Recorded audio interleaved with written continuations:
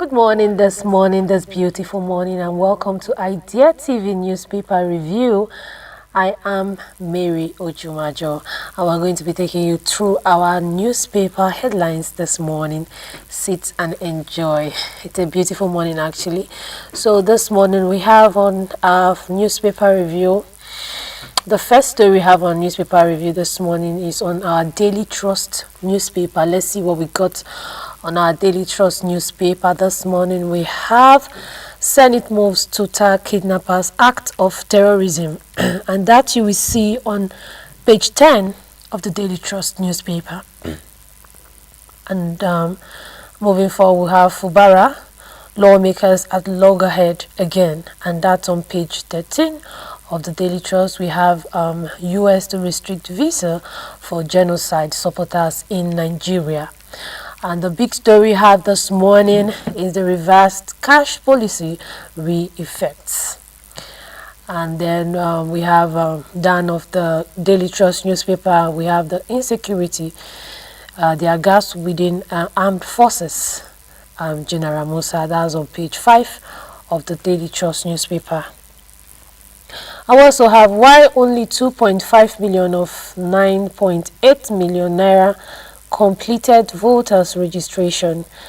It's a question that's been asked. That's on page 12 of the Daily Trust newspaper. And we have 4 killed as police youth claps in Kogi. That's on page 30. That's an interesting story on page 30 of the Daily Trust newspaper this morning. And we also have gunmen adopts 3 students in Edo. That's on page 38 on the Daily Trust newspaper. And let's move forward to our next newspaper, the Nation's newspaper this morning. Let's see what we have on our Nation's newspaper this morning. Let's go to the big story of today. We have senators, reps raise against terrorism, banditry, killings. That's the big story we have on our Nation's newspaper. And we also have the FEC approves the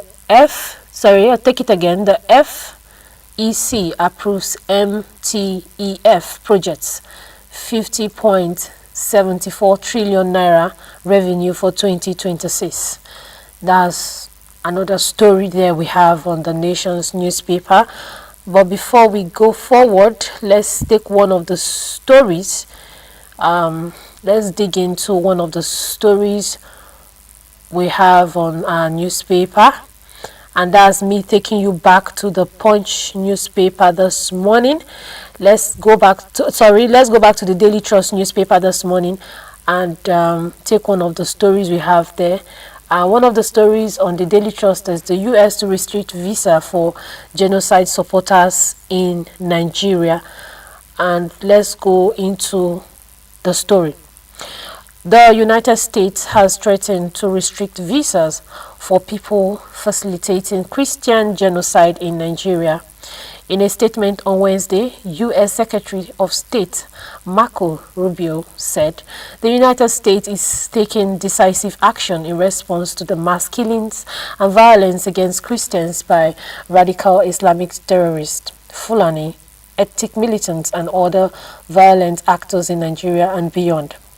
A new policy under Section 212A3C of the Immigration and Nationality Act will allow the State Department to restrict visa issuance to individuals who have directed, authorized, significantly supported, participated in, or carried out violations of religious freedom and, where appropriate, their immediate family members.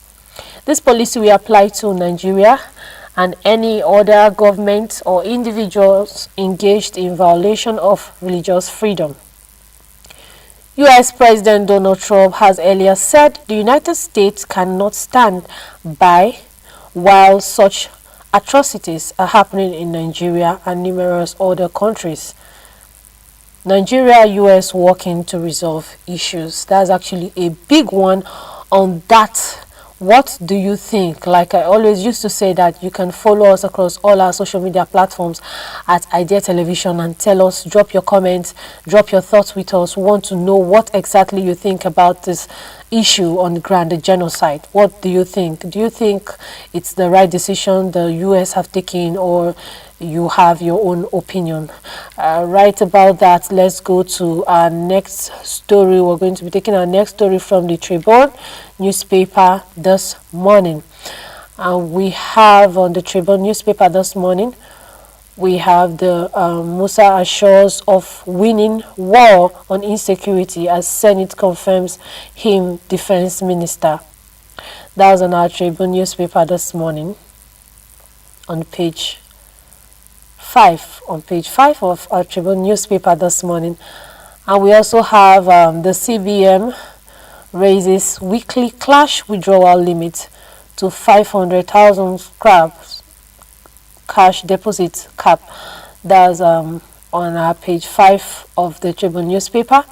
We also have the FEC approves 2026-2028 MTEF projects.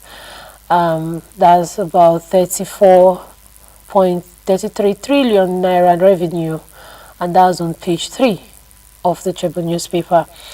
And on our big story this morning, we have the US to restrict visas for Nigerians violating religious freedom. And we also had this big story on that same Daily Trust newspaper. So you can see it's actually making wave. It's actually a big headline that you need to look into and tell us your thoughts and what you think. Do you think it's actually a right decision considering what is happening?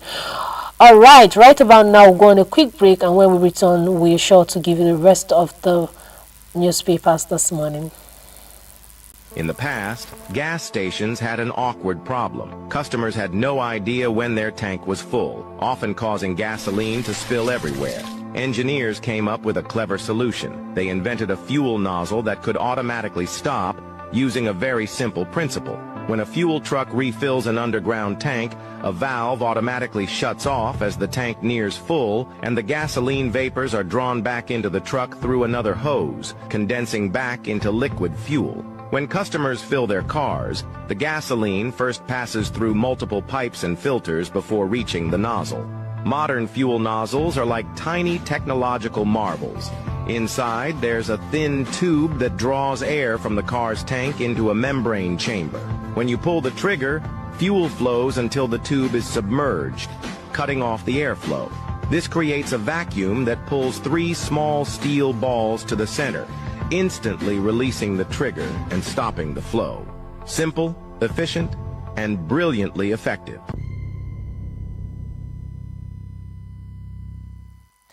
Welcome back. And now taking our newspapers, was still on the Tribune newspaper this morning. We want to hear from you, and we want to know what you have to say about the restrictions of visa for Nigerians in the US. And right about now, we're going to take the next story. But before we do that, we're going to take most of the stories here on the Tribune newspaper this morning. We have another story on page 7. It reads, it said, we have transformed agriculture through institutional reforms. That's on page 7. Makinde says so. Then we have the Senate summons finance, education, defense ministers over 30 million failed safe, $30 million US failed safe school initiative. And we have a big story on that. We are going to dive into that story right about now. Let's take you to that story right about now. So we have the the National Assembly on Wednesday called for the public that is actually our last story on still the Tribune newspaper.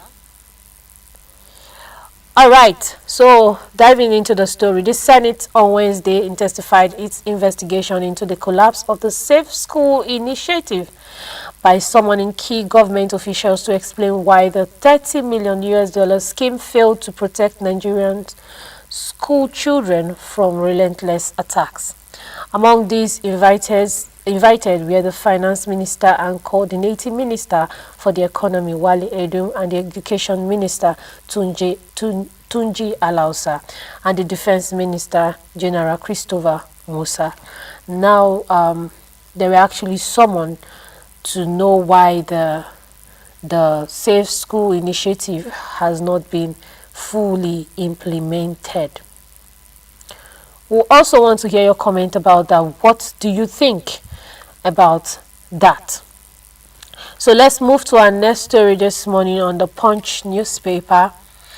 On the Punch newspaper, we have our first story. We have the FG unveils 54 trillion naira budget as debt service globes over 16 trillion naira. That's on page 36 of our Punch newspaper. We have the next story. Voter registrar review begins as INEC closes registration. That's a big one. We have that's on page 34. We have another story. U.S. company withdraws Nigerian's presidential jet from sale, and that's on page 34 of our Punch newspaper. That's actually a big story. U.S. company withdraws Nigerian presidential jet from sale. What do you think? Is that actually the right decision to make at this point in time? We want to hear your comment. Moving forward on same Punch newspaper, we have the U.S. mulls visa bans over alleged Christian killings in Nigeria. It's actually a serious one. For it to have repeated headlines, it's actually a serious one. Adoption crisis. The big story here is that NAS asks federal government, to name terrorism financials. They're asking for the government to name terrorist financials. That's a big story. We're going to dive into that big story, but before then, let's take the rest of the stories. Still on Punch newspaper this morning, we have miners reject government 6 months mining ban plan. Miners reject government 6 months mining ban plan. That's on page 36. You get the story, the full story on page 36 of the guide of the Punch newspaper. We have the next story here. We have Senate questions ministers on that same story. We've just given you that story. We have CBN ends cash deposit limits for bank customers. Before we take you through the CBN story, let's take you back to the NAS asks FG to name terrorism financials. Right about now, we're going to dive into that story as we wait to hear your thoughts and your comments and what you have for us. Sending it to Idea Television. We want to read them. We want to know what you think about it. Now into the story. The National Assembly on Wednesday called for the public naming and persecution of terrorism financials in Nigeria as the federal government actually takes measures to address the growing insecurity across the country. Both the Senate and House of Representatives pushed for the exposure of terrorism financials during their meeting as a way of addressing the security crisis facing the country. The Senate also demanded capital punishment for kidnappers and anyone who finances, enables, or provides information to them as lawmakers debated amendments to the 2022 Terrorism Prevention and Prohibition Act. It's actually a big story. What do you think about this? Do you think it's actually the right decision that has been taken by the Senate? Or you're thinking otherwise? Or you're thinking there are some things that should be added that has not been added? I know you have a lot of things to say about this. And yes, we are waiting to hear from you. We are waiting because your opinion actually do count. Now we're taking you to the next story, our last story today on the Guardian newspaper this morning. And on the Guardian newspaper, we have the big story this morning. Senate reps adopt hard-time anti-terrorist measures back Musa. On page 6 of the Guardian newspaper this morning. That's one of the big story we have on the Guardian newspaper this morning. And still on the Guardian newspaper, we have CPC status. US mounts pressure on Nigeria. Mounts pressure on Nigeria and vows visa restrictions on page 1 of the Guardian newspaper this morning. And we also have stakeholders demands legal backing for IREV e-transmission of results. Stakeholders demands legal backing for the IREV e-transmission of results. That's on page 3 of the Guardian newspaper this morning. Like I said, the big story there is the Senate reps adopt hardline anti-terrorist measures back Musa on page 6 of the Guardian newspaper this morning. And right about now, let's go on the stories we have here that would interest you to listen to this morning. Now let's take you to the central bank story this morning that we have here. The Central Bank of Nigeria has removed all cash deposit limits for bank customers while maintaining strict weekly withdrawal ceilings under a reverse set of cash-related policy that takes effect on January 1st, 2026. The charges were announced in a circular issued on Tuesday and signed by the Director of Financial Policy and Regulation Department, Dr. Rita. The Apex Bank said a new framework was introduced to reflect present-day reality after years of adjustment to cash management rules. A key provision of the circular is a full abolishment of the accumulative deposit limit. The CBN states that the accumulative deposit limit is hereby removed and the fee for excess deposit shall no longer apply, ending the requirement for customers to pay charges when depositing cash above a set threshold. In 2019, the CBN announced its plan to start charging bank customers for cash deposit and withdrawals beginning September 19, 2019. In a publicly released circular, the Apex Bank explained that the new transition fee policy was aimed at reducing the amount of cash in circulation and enhancing the collection of government revenues. That's on the CBN News this morning, and we also have the withdrawal of the visa.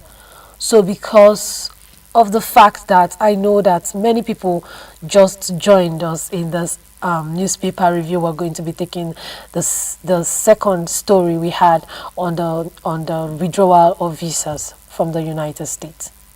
Now we said that the United States, because it's the big story, that's why we're about to take it again, because it's the big story making headlines this morning on all our newspapers this morning. So that's the reason we're going to take it again for our viewers. Now we'll go again on same stories. The United States has threatened to restrict visa for people facilitating Christian genocide in Nigeria. In a statement on Wednesday, the U.S. Secretary of State Marco Rubio said the United States is taking decisive action in response to the mass killing and violence against Christians by radical Islamic terrorists, Fulani militants, and other violent actors in Nigeria and beyond. A new public city under the Section 212A3C of the Immigration and Nationality Act will allow the State Department to restrict visa issuance to individuals who have directed, authorized, significantly supported, participated in, or carried out violations of religious freedom and where appropriate their immediate family members. This policy will apply to Nigeria and any other government or individuals engaged in violation of religious freedom. U.S. President Donald Trump had earlier said the United States cannot stand by while such atrocities are happening in Nigeria and numerous other countries. Nigeria, U.S. working to resolve issues. Now, like I said, we would like to hear from you, your comments, your thoughts. What exactly do you think Should we face this as it is? Or do you think otherwise? Or do you think they should not actually go through with the stated plan already? We want to hear from you. You send us your thoughts, your comments on Idea TV, on Idea Television, on all social media platforms, on Facebook, on TikTok, on WhatsApp, on Facebook, TikTok, and the rest of it. We want to hear from you. That is all we have on our newspaper review this morning. Thanks for watching. I remain John Mary Ojumajo.